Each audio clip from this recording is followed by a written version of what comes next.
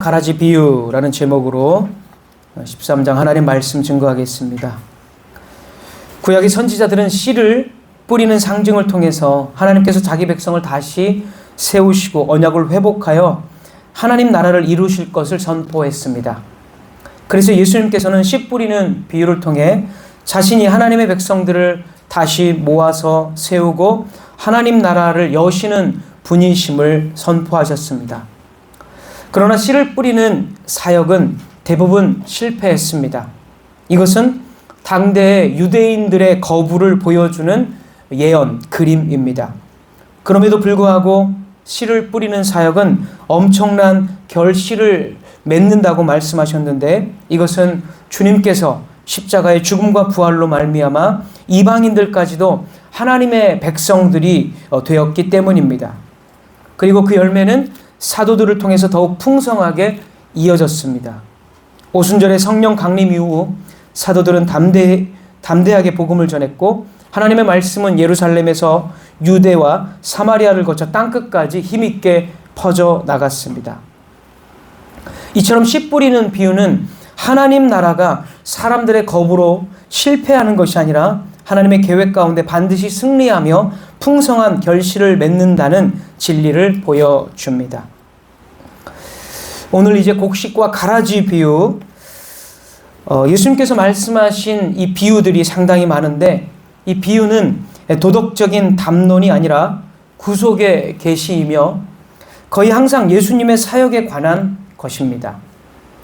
마태복음 13장의 비유들도 그렇지만 마태복음 21장의 포도원 비유를 말씀하실 때에 악한 농부인 유대인 지도자들이 주인의 아들을 죽이는 것은 하나님의 아들인 예수님을 죽인다는 비유이자 예언입니다. 예수님에 관한 예언이죠, 이 비유도. 뒤이어 마태복음 22장에 나오는 혼인잔치 비유 역시 하나님의 신부이지만 신랑이신 예수님을 거부한 악한 유대인들을 고발하는 내용입니다. 역시 예수님에 관한 예언이고, 지난주에 살펴본 씨 뿌리는 비유 역시 씨를 뿌리는 분은 예수님이시고, 오늘 곡식과 가라지 비유 역시 예수님께서는 이 비유가 자신의 사역에 대한 말씀임을 분명하게 하십니다. 37절을 보십시오. 우리가 읽지는 않았지만 예수님의 해석이 또 있습니다. 그래서 이따가 해석도 성경에서 찾아볼 것입니다. 37절 보면 13장 37절, 대답하여 이르시되 좋은 씨를 뿌리는 이는 인자요. 인자, 예수님이 자신을 사람의 아들 마리아로부터 오셨기 때문에 인자, 사람의 아들이라고 부르셨습니다. 그래서 좋은 씨를 뿌리는 자, 이 곡식과 가라지 비유를 해설해 주는 이 구절인데, 좋은 씨를 뿌리는 자가 자신임을 분명하게 말씀을 하십니다. 그러니까 이 비유는 예수님의 사역에 관한 비유임을 우리가 절대로 전제하에 해석을 해야 하는 것입니다. 다시 한번 말씀드리지만 지난주처럼 내가 어떤 밭이 될 것인가, 좋은 밭이 되어야 한다는 그런 도덕적인 교훈을 찾아내는 것은 성경이 말하는 복음이 아닙니다. 오늘 곡식과 가라지 비유를 주님께서는 친히 해석을 해 주십니다. 본문의 내용을 이제 좀 살펴보겠습니다. 25절을 한번 보십시오. 25절에서 이제 원수가 나옵니다. 원수는 예수님의 해석에 의해서 39절, 원수는 마귀입니다. 사탄입니다. 39절을 보시면 원수는 마귀, 사탄이라고 말씀을 하셨습니다. 그 마귀가 이 가라지를 뿌렸습니다. 가라지는 악한 자의 아들들이다라고 분명하게 주님께서 말씀을 또 하십니다.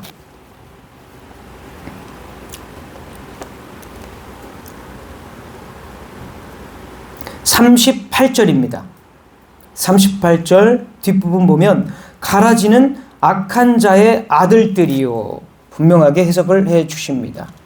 여기서 이 마귀의 아들들인데, 가라지는 마귀의 아들들은 이 세상에서 이 사탄의 편에 서서 있는 사람들을 뜻합니다. 사탄의 편에 서서 복음을 반대하고 사탄에게 예속되어 있는 사람들을 뜻합니다. 이 사탄이, 마귀가 자신의 아들들을 이 좋은 씨를 뿌린 밭에 지금 몰래 뿌리고 갔습니다. 그렇다면 예수님의 사역에서 씨를 뿌리시는 분은 예수님입니다. 분명히 이 예수님께서 씨를 뿌리는데 이 가라지를 뿌린 이 사탄인데, 가라지를 사탄이 뿌렸는데 사탄의 아들들이 지금 하나님의 아들들하고 같이 있다는 거예요. 그럼 이 사탄의 아들들은 누구이겠습니까? 예수님을 반대하는 유대인들입니다. 요한복음 8장 44절에서도 분명하게 예수님이 말씀을 하십니다. 요한복음 8장 44절에서도 예수님은 타락한 유대인들에게 너희는 너희 아비 마귀에게서 났다. 너희 아버지 마귀에게서 났다. 마귀의 아들들입니다.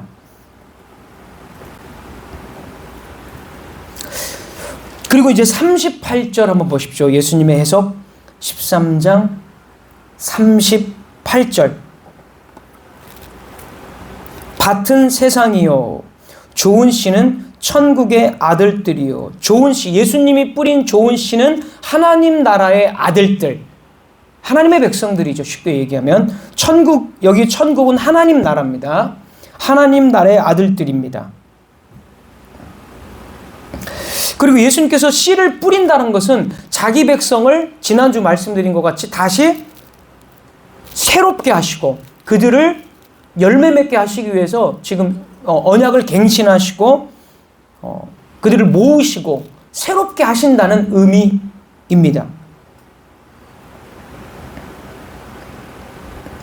그러니까 예수님의 사역이 오셔서 지금 1세기에 예수님께서 오셔서 자기의 백성들을 계속 모으시는, 하나님의 백성들을 모으시는 사역을 계속 하고 계시는 것을 지금 이 비유가 나타내고 있습니다.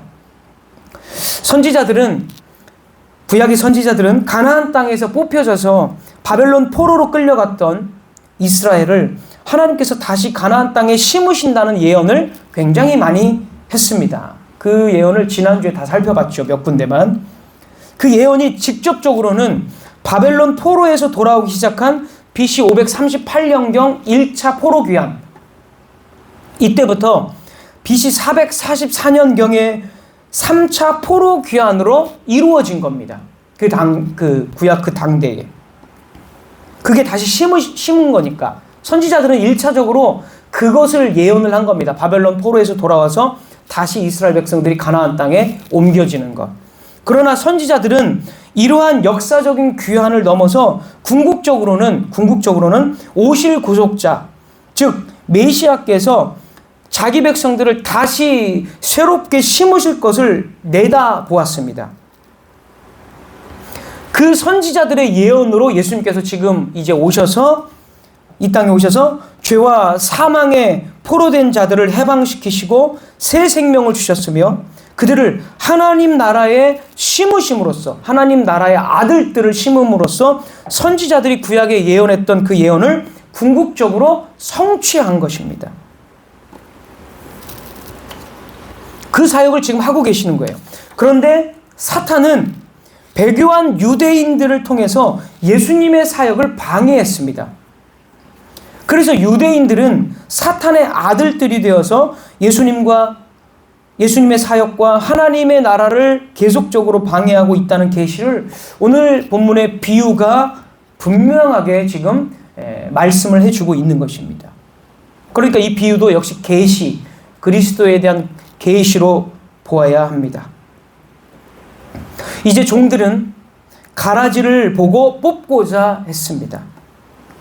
그런데 이제 29절 보십시오. 주인이 이렇게 말을 합니다. 뽑고자 하니까 29절, 13장 29절 보겠습니다. 주인이 이르되 가만두라.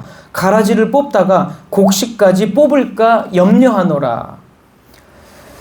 가라지를 뽑다가 곡식은 이제 하나님의 아들들이죠. 하나님의 백성들. 좋은 씨가 열매를 맺은 겁니다. 그래서 곡식을 뽑을 수도 있기 때문에 가만두라고 말씀하셨는데 이 곡식까지 함께 뽑을 수 있다라는 말씀이 무엇을 의미할까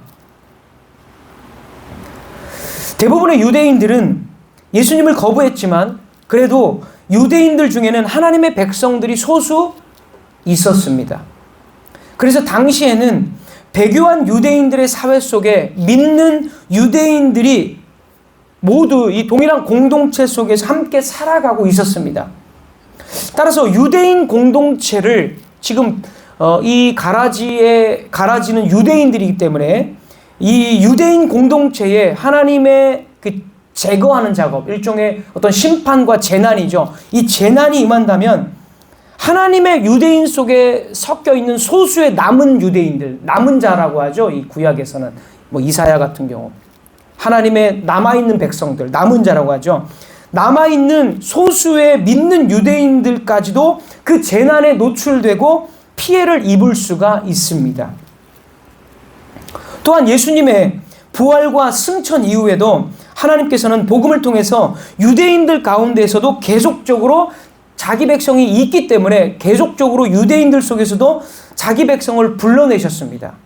그 증거가 사도행전 2장 41절에서는 유대인 3,000명이 베드로의 설교를 듣고 회개하고 예수 그리스도의 세례를 받습니다. 사도행전 2장 41절에서. 또 사도행전 4장 4절에서는 남자의 수만 5,000명쯤 되도록 믿는 자들이 더해졌고, 심지어 허다한 유대인들 중에서 허다한 제사장이라면 아주 유대인 중에 그 지도자들이고 유대인 중에 유대인 중이지만 그 제사장들도 믿고 순종했다라고 기록이 됩니다. 하나님께서는 이처럼 유대인들 가운데 있는 자기 백성들을 계속적으로 불러내고 모으시고 계시기 때문에 그들을 완전히 다 모으기 전까지는 가라지를 뽑지 말라, 이렇게 말씀을 하신 것입니다. 그리고 주인은 이제 추수하는 날에 대해서 말씀을 하셨습니다. 추수. 이 추수 때 곡식은 모아서 곳간에 두고 가라지는 그때 전부 모아서 불태운다는 것입니다. 30절 한번 보겠습니다. 30절. 30절. 13장 30절. 둘 다 추수 때까지 함께 자라게 두라. 추수 때에 내가 추수꾼들에게 말하기를 가라지는 먼저 거두어 불사르게 단으로 묶고 곡식은 모아 내 곡간에 넣으라 하리라. 여기서 이 추수라는 말은 아주 유명한 상징 언어입니다. 구약의 선지자들은 추수라는 말을 역시 굉장히 많이 썼습니다. 이 추수라는 말은 두 가지 의미가 있는데, 첫 번째는 하나님의 심판으로 가라지를 불태운다는 의미이고, 두 번째는 하나님의 백성들을 구원함으로써 곡식으로 그들을 모은다는 뜻입니다. 가라지를 불태우고 곡식을, 하나님의 백성들을 모은다는 것입니다. 이게 추수의 이미지입니다. 예레미야 51장 33절.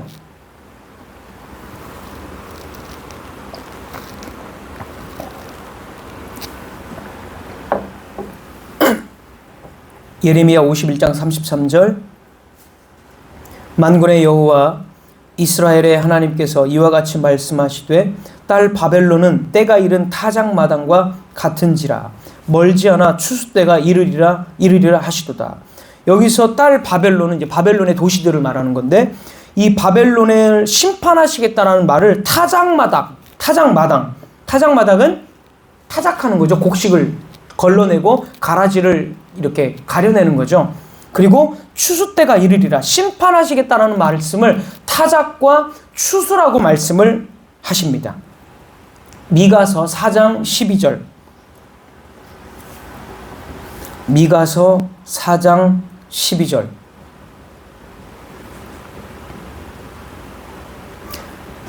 미가서 4장 12절. 여호와께서 곡식단을 타작마당에 모음같이 그들을 모으셨나니.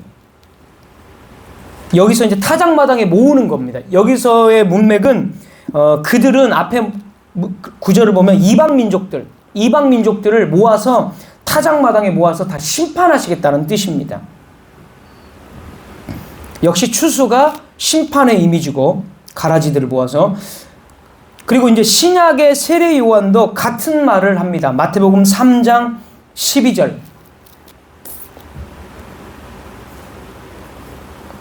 마태복음 3장 12절.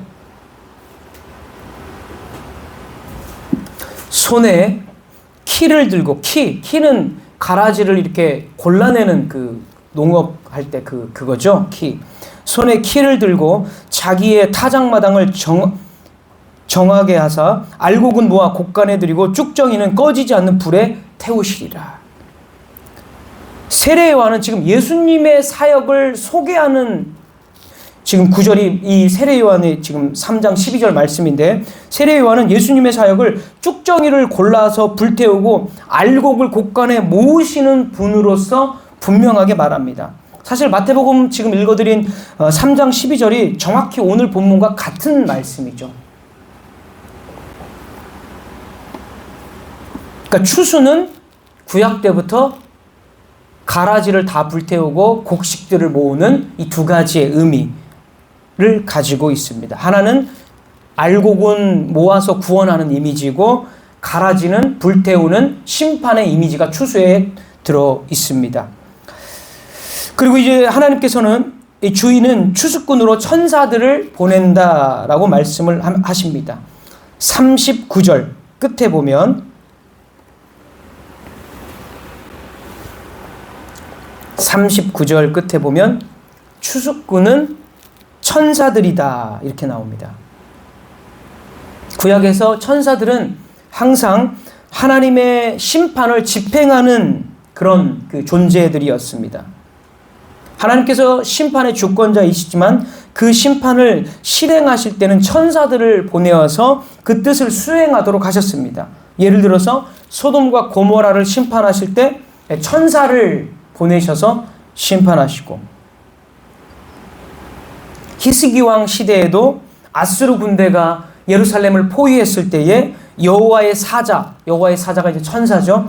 여호와의 사자가 하룻밤 사이에 18만 5천 명의 아수르 군대를 다 죽였습니다. 그러니까 예수님은 이제 천사를 보내셔서 심판의 주권은 자신에게 있지만 그 천사를 보내서 이제 분명하게 이 심판을 추수하는 사역을 하실 것이다 이렇게 말씀을 하신 것입니다. 그리고 이제 마지막으로 예수님은 추수의 때가 언제인가 그 시기를 말씀하십니다. 추수의 때는 39절 한번 보십시오. 39절 가라지를 뿌린 원수는 마귀요 추수 때는 세상 끝이요. 추수는 세상의 끝날에 이루어지는 것입니다. 그런데 여기서 아주 중요한 개념이 나오는데, 세상 끝이다, 여기 본문에 나오는 세상 끝이다라는 말은 예수님께서 재림하시는 역사의 끝날을 말하는 것이 아닙니다. 이 말은 옛 세상의 끝을 말하는 것입니다. 성경은 타락한 세상을 옛 세상이라고 말을 합니다. 그리고 옛 세상을 심판함으로써 새로운 세상이 도래한다라고 말씀하십니다. 그러니까 옛 세상의 심판과 동시에 새로운 세상이 시작되는 것입니다. 새 세상이. 예를 들어서 하나님께서 처음에 세상을 창조하셨지만 아담의 타락으로 세상은 죄악된 세상이 되었습니다.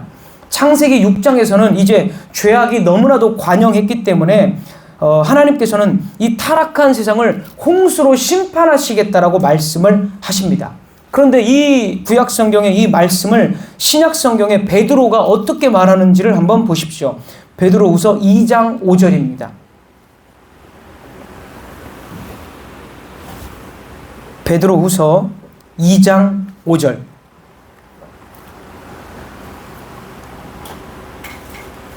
제가 읽겠습니다. 옛 세상을 용서하지 아니하시고 오직 의를 전파하는 노아와 그 7 식구를 보존하시고 경건하지 아니한 자들의 세상에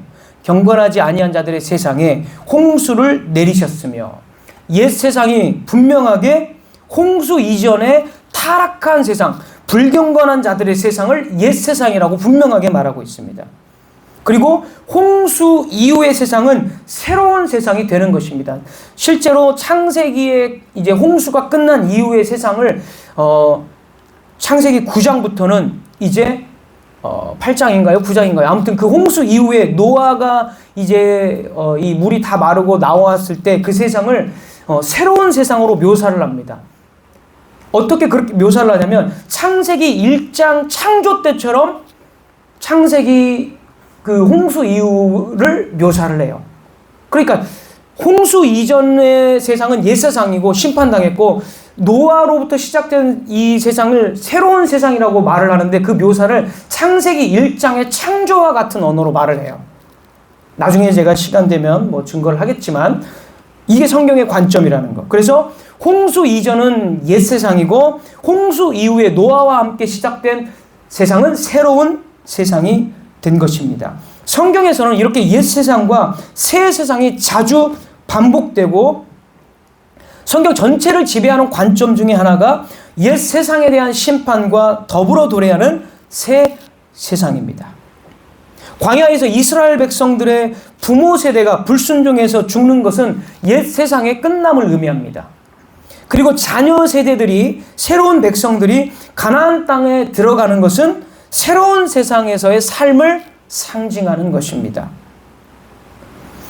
사무엘상 31장에서 타락한 사울 왕과 그의 아들들이 죽습니다. 그리고 이어서 다윗이 새로운 왕이 됩니다. 이것은 단지 정치적인 변화를 말하는 것이 아니라 사울 왕의 세상이 끝나고 사울 왕의 타락한 이스라엘이 끝나고 다윗의 새로운 세상이 시작되었음을 말하고 있는 것입니다. 따라서 지금 예수님께서 말씀하신 이 세상 끝은 재림이 아니라 타락한 유대인들의 세상의 끝 또는 타락한 옛 세상, 옛 언약의 끝을 말하는 것입니다. 이것이 아주 중요한 성경의 관점입니다. 유대인들의 세상 끝을 말하는 거고 옛 언약의 끝을 말하는 것입니다. 아시다시피 유대인들의 세상의 끝은 AD 70년의 심판입니다.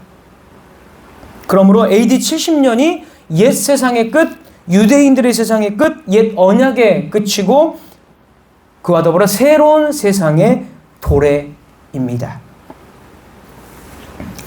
예수님께서 이 땅에 오신 것은 새로운 세상이 도래했다는 것을 뜻합니다. 이것을 오늘 본문으로 말하자면 하나님 나라가 시작되었다라는 말하고 사실 같은 거죠. 같은 맥락이죠. 새로운 세상은 하나님의 나라죠, 사실. 예수님께서는 하나님의 나라를 사람의 마음속에 있는 것이거나 죽어서 가는 개념으로 결코 말씀하지 않으셨습니다. 하나님의 나라는 하나님께서 옛 세상을 심판하시고 새로운 창조 질서를 세우는 하나님의 통치의 그 임함입니다. 그게 하나님의 나라고 새로운 세상입니다.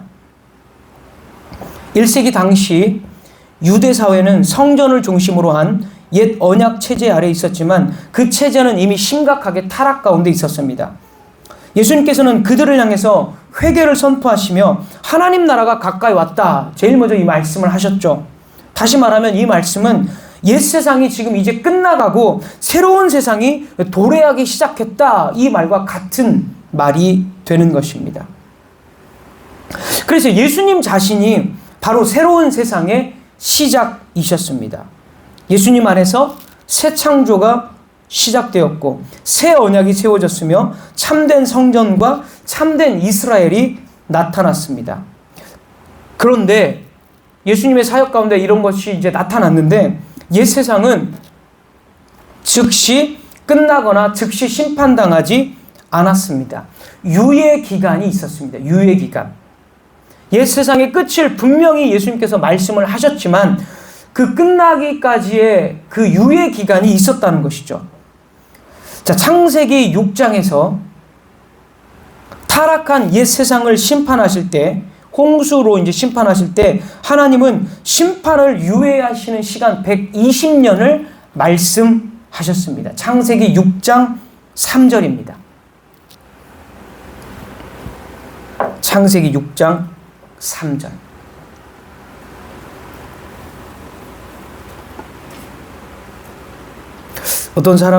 많은 사람들은 이 구절을 가지고 사람의 수명이 120년 정도로 이제 단축되었다 이렇게 말하는데 결코 그렇지 않습니다. 여기서 120년 단축됐다고 하고 그 뒤에 가면 훨씬 오래 삽니다. 그러니까 이 말은 그런 말이 아니고요.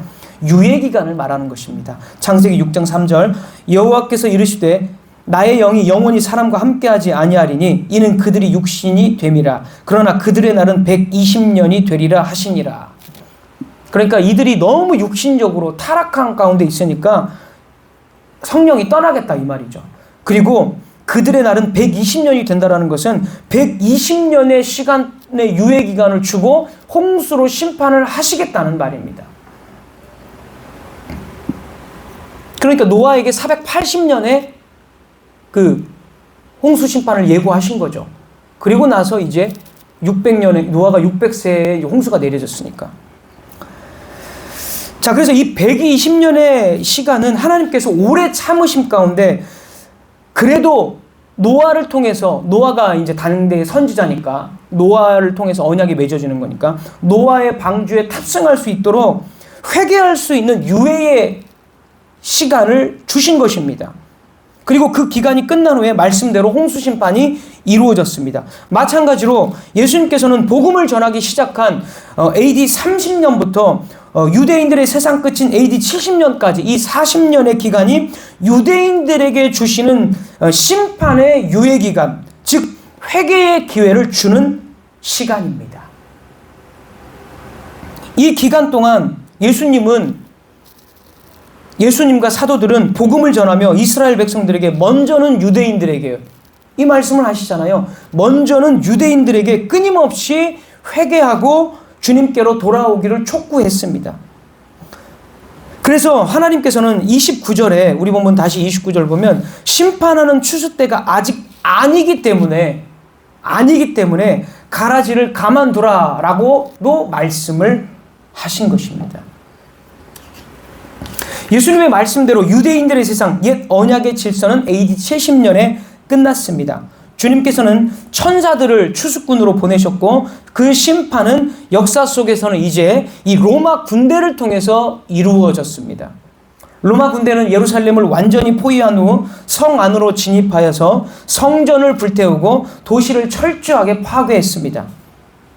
유대인 역사가 요세푸스가 기록한 이 유대 전쟁사에는 예루살렘에 극심한 기근과 그때 이제 엄청난 기근도 같이 있었습니다. 그래서 신명기 28장에서 말하는 부모가 자식을 잡아먹는 일들이 실제로 이루어졌습니다. 엄청난 기근이 있었기 때문에 그 기간이 굉장히 길었으니까 포위한 기간이 길었으니까 그래서 신명기의 28장에 말한 예언이 그대로 다 이루어졌습니다. 엄청난 기근과 학살, 자살, 너무 무서우니까 유대인들이 스스로 자살을 했고 엄청난 통곡들이 있었다라고 상세한 기록을 했습니다. 주님께서 42절에 우리 본문 이제 42절에 풀무불에 던져 넣으리니 거기서 울며 이를 갈게 되리라 라고 이 추수의 그 심판에 대해서 말씀을 하셨는데 이 말씀은 이 성경에서 이 풀무불이나 울며 이를 간 것 같은 표현은 심판의 그 고통과 그 실제를 설명하기 위한 상징적인 언어로 보는 것이 저는 더 맞다고 봅니다. 성경에서 지옥을 묘사할 때도 꺼지지 않는 불못 이렇게 표현을 예수님께서 하셨는데 진짜 지옥이 말 그대로 진짜 꺼지지 않는 불못일 수도 있습니다. 아니라는 건 아니에요. 그럴 가능성도 있습니다. 하지만 아마도 주님은 구약에서 말하는 상징 언어, 구약에서 꺼지지 않는 불은 이미 이사야가 말하는 것입니다.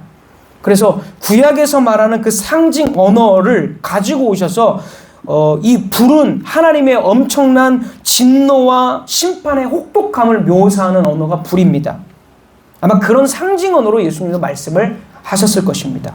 울며 이를 가는 것 역시 상징 언어로 하나님께 버림받은 자들이 경험하게 될 극심한 슬픔과 고통을 나타내는 표현으로 이해하는 것이 더 옳지 않겠는가 저는 그렇게 생각을 합니다. 어쨌든 하나님의 심판은 상상할 수 없는 그런 심판이라는 것은 둘 다 확실한 거죠.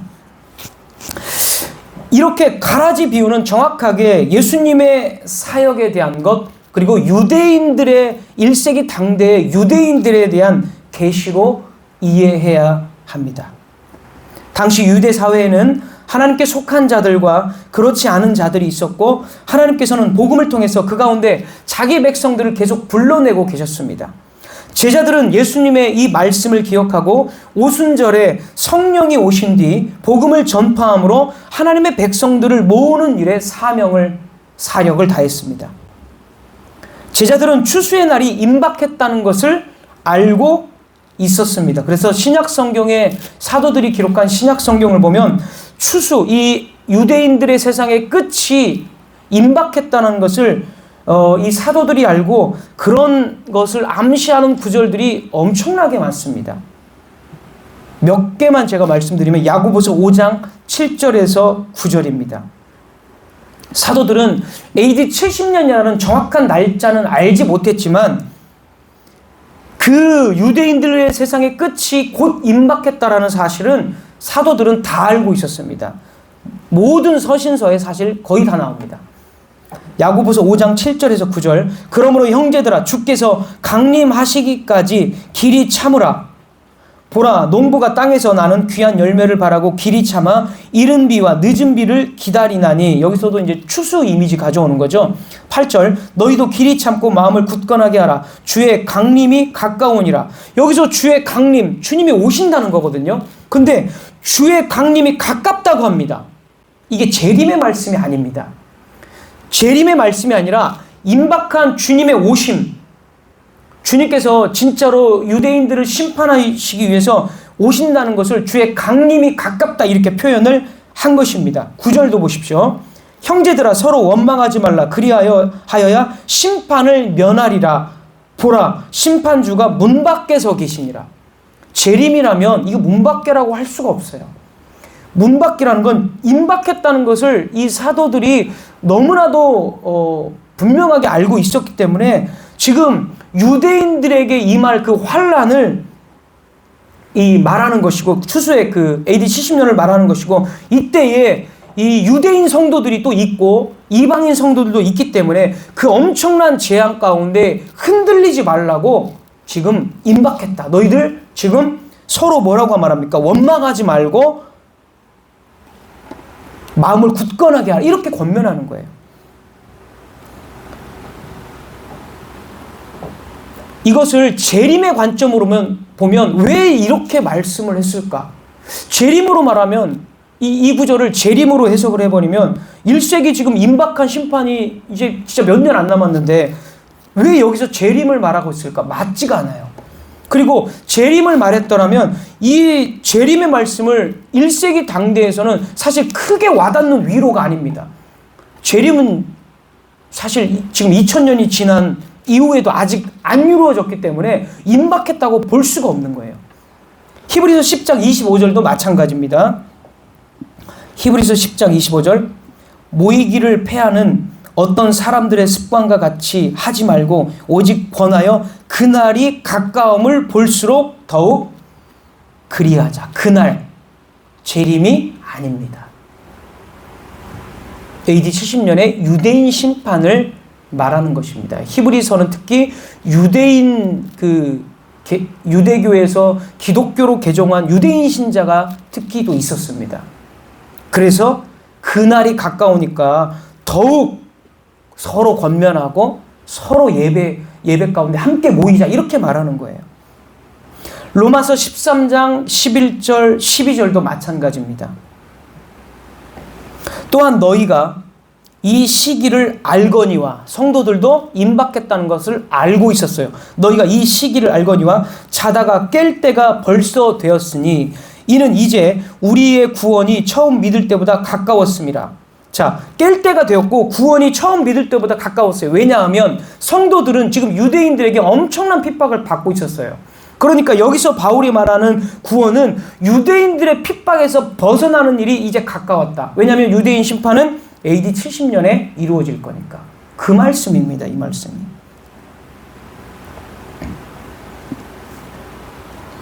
자, 이런 지금 당대의 유대인들의 세상의 끝, 유대인 심판이라는 AD 70년의 관점으로 신약 성경을 보면 사도들이 왜 이런 말을 하는지가 너무나 공감이 잘 되고 다 이해가 돼요. 근데 이걸 재림으로 이해를 하면 먼 이야기를 왜 벌써 이렇게 가깝다고 했을까? 도무지 이해가 안 되는 거예요. 이 AD 70년 개념을 잘 갖고 있으면 신약 성경이 비로소 열려지는 겁니다. 비로소 그래서 사도들이 이런 말을 했구나. 이게 보여지는 거예요. 근데 이 관점이 없으면 이게 무슨 말인지 모르는 거예요. 사도들은 AD 70년에 심판이 임박하였음을 알았고 교인들도 알았기 때문에 교회의 성도들에게는 더욱 믿음을 굳건하게 하고 함께 모여서 그 환난을 견디도록, 엄청난 재난이니까 그 환난을 견디도록 기도하며 권면했습니다. 또한 그날이 이르기 전까지 뭘 했겠습니까? 쉬지 않고 그 유예 기간 동안 복음을 전했습니다. 그래서 바울은 이렇게 말합니다. 고린도후서 6장 2절. 보라, 지금은 은혜 받을 만한 때요. 왜 은혜 받을 만한 때라고 했을까요? 1세기 이 당시를. 유예 기간이기 때문에. 심판이 곧 임박했고 아직 은혜 받을 만한 때이기 때문에 그렇게 말하는 것입니다. 은혜 받을 만한 때요, 구원의 날이다. 이렇게 촉구했습니다. 임박한 심판에 대한 믿음은 사도들과 성도들을 공포로 몰아간 것이 아니라 더욱 거룩한 삶과 간절한 예배 그리고 뜨거운 복음 전도의 삶으로 이끌었습니다. 이들은 예수님께서 말씀하신 가라지 비유의 의미를 정확하게 이해했던 것입니다. 그리고 우리 역시 이제 조금이나마 가라지 비유를 주신 예수님의 뜻을 이제 알 수 있게 되었습니다. 오늘날의 사람들은 심판에 대해서 말하기를 꺼려합니다. 심지어 교회 안에서도 하나님의 사랑과 은혜는 자주 선포되지만 심판에 대한 말씀은 점점 사라져가고 있습니다. 그래서 오늘날은 심판이 없는 시대인 것처럼 보입니다. 하지만 하나님은 죄를 방치하시는 것이 아니라 오늘도 복음을 통해서 자기 백성을 부르시고 돌아올 기회를 허락하고 계시는 것입니다. 가라지를 뽑지 않고 추수 때까지 함께 자라도록 두신 것은 하나님께서 심판을 즐기시는 분이 아님을 보여줍니다. 오히려 하나님은 오래 참으시며 죄인들에게 회개의 기회를 주시는 분이시다라는 하나님의 마음을 읽을 수 있게 해줍니다. 베드로후서 3장 9절처럼 베드로후서 3장 9절도 역시 다 지금까지 말씀드린 관점으로 읽어야 됩니다. 베드로후서 3장 9절, 하나님께서는 오래 참으사 아무도 멸망하지 아니하고 다 회개하기에 이르기를 원하신다. 에스겔 18장 23절도 분명 하나님께서는 심판을 기뻐하시는 분이 아니라 죄인이 돌이켜서 살기를 원하신다라고 말씀을 하십니다. 그러니까 그 유예 기간을 두시고 그 유예 기간 동안 너희들이 돌이키길 원한다라고 그 하나님의 마음이 계속적으로 드러나는 거죠. 오래 참으신 것. 가라지도 즉시 제거하지 않는 것도 역시 하나님의 오래 참으심입니다. 그러나 사랑하는 성도 여러분, 하나님의 오래 참으심은 영원히 지속되는 것이 아닙니다. 추수 때가 마침내 이르렀던 것처럼 알곡은 모아지고 가라지는 불태워지는 심판 또한 오고 있다는 사실을 우리는 기억해야 합니다. 바울이 1세기의 교회들에게 지금은 은혜 받을 만한 때요, 구원의 날이라고 말한 것처럼 우리는 하나님의 오래 참으심 가운데 있는데 이 오래 참으심을 어떻게 사용해야 합니까? 하나님께서 허락하신 이 시간을 자신의 안일함을 위한 시간으로 여겨야 합니까? 아니면 하나님의 자비를 드러내는 은혜의 시간으로 우리가 여겨야 합니까? 성경은 하나님의 오래 참으심을 결코 방종의 기회라고 말하지 않습니다. 오히려 그 시간은 거룩한 소망 가운데 다가올 시험을 준비하며 믿음으로 하나님 앞에 서는 훈련을 하는 은혜의 기간인 것입니다. 우리는 주님의 참된 교회 안에서 약속을 붙들고 거룩한 성도의 삶을 일구어 나가야 합니다. 우리의 신앙은 세상을 등지거나 맹목적인 신비주의가 아닙니다. 구원은 받았으니까 내 뜻대로 세상을 즐기다가 죽을 때에 천국만 가면 되겠지 하는 그런 신앙이 아닙니다. 오히려 두 발을 이 땅에 딛고 서서 오늘 주어진 일상의 자리에서 흔들림 없이 하나님의 나라를 세워가야 합니다. 우리의 삶을 통해 하나님의 나라가 드러나고 복음이 더 힘있게 전파되도록 우리는 기도해야 합니다. 성도 여러분, 그리스도 안에서 값없이 주어진 은혜를 입은 자답게 세상이 더러운 것을 피하고 매일의 삶 속에서 덕과 경건의 열매를 맺어갑시다. 분별력을 가지고 구속의 말씀을 더욱 묵상하며 다시 오실 주님 앞에 티 없고 흠없는 신부로 서기 위해서 우리는 날마다 준비하는 삶을 살아야 합니다. 사랑하는 성도 여러분, 우리가 살고 있는 이 시대는 결코 평탄하지 않습니다. AD 70년 추수 때가 가까워질수록 환란의 강도는 더해졌고 전쟁과 재난은 끊이지 않았습니다. 66년경부터 시작되었으니까요. 그러나 그 역사의 소용돌이 속에서도 초대교회 성도들은 믿음을 지키며 인내했습니다. 그들은 거센 고난 앞에서도 뒷걸음질 치지 않고 믿음의 길을 끝까지 완주함으로써 세상이 알지 못하는 승리를 쟁취해냈습니다. 우리에게도 그 인내의 믿음이 필요합니다.